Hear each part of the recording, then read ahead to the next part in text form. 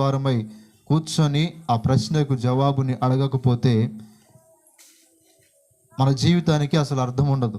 స్తోత్రం కలుగును గాక.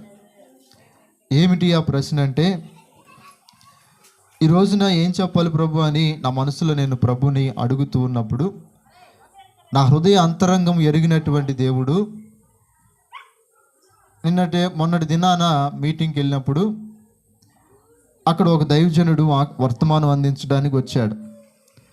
ఆయన వర్తమానం అంతా అయిపోయిన తర్వాత చివరిలో ఒక పాట పాడాడు. ఆ పాట వినగానే నాకు ఈరోజు చెప్పాల్సినటువంటి వర్తమానం నా లోపల సిద్ధపడిపోయింది. స్తోత్రం కలుగును గాక. ఏంటి ఆ పాట అంటే, మానవుడా కారణ జన్ముడా నీ జన్మకు కారణం ఉంది అని ఒక పాట పాడాడు. నేను ఇప్పటి వరకు విన్నాను ఆ పాటని. ఆయన పాడగానే చాలా బాగుంది అనిపించింది. ఆ మాట, ఆ లైన్ వినగానే నిజంగానే దేవుడు మనుషులను సృష్టించింది ఏదో భూమి మీద జీవించండి అని చెప్పడం అని ఆయన సృష్టించుకోవాలా. మానవుల్ని కలిగించింది బ్రతకండి ఏదో ఒక విధంగా అని చెప్పి కాదు మానవుల్ని సృజించింది.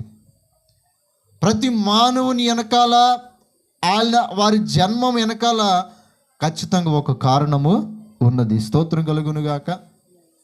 ఈ రాత్రి ఆలోచన చేయాల్సినటువంటి విషయం ఏంటంటే, అసలు ఏంటి నా జన్మకు కారణము? నేను జన్మించడానికి, నేను ఈ రోజున బ్రతికి ఈ రోజు వరకు సజీవునిగా ఉండడానికి గల కారణం ఏంటి అనేటువంటి ప్రశ్నను నువ్వు తీసుకొని వెళ్ళి ప్రభు దగ్గర కూర్చొని, ప్రభువా ఏంటయ్యా నా జీవితానికి, నా జన్మకు కారణము, నేను బ్రతికుండడానికి కారణం ఏంటి, అసలు నన్ను పుట్టించడానికి నీ ఉద్దేశం ఏంటి అని నువ్వు ప్రభు దగ్గర అడగకపోతే అసలు ఈ జీవిస్తున్న జీవితానికి అసలు అర్థమే ఉండదు. ప్రియ దేవుని బిడ్డలారా, ఆ మాట, ఆ పాటలో ఆ లైన్ను వినగానే నేను బైబిల్ గ్రంథంలో నేను కొన్ని సందర్భాలని దేవుడు కలుగు చేసినటువంటి ఆయన యొక్క భక్తులు నేను జ్ఞాపకం చేసుకుంటూ ఉన్నా. ఒక్కొక్కరిని జ్ఞాపకం చేసుకుంటే నిజంగా వారి వెనకాల దేవుడు వారిని కలిగించడానికి, వారిని పుట్టించడానికి వెనకాల ఒక కారణం నాకు కనబడుతూ ఉన్నది. స్తోత్రం కలుగును గాక. అప్పుడు ఆలోచన చేస్తూ ఉన్నా, అరే బైబిల్లో ఉన్నటువంటి వారికే నా దేవుడు, మనకు కూడా దేవుడే కదా. అలాగే యావత్తు మందిని ఆయన కలుగు చేశాడు.